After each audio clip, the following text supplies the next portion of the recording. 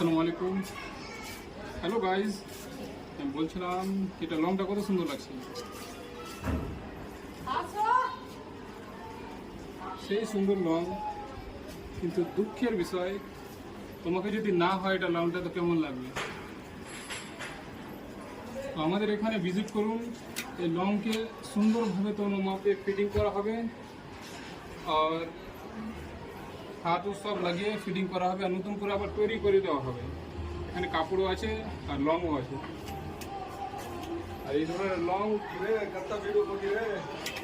Long যদি কাটতে চাও তো আমাদের ড্রিম ফ্যাশনে চলে আসে।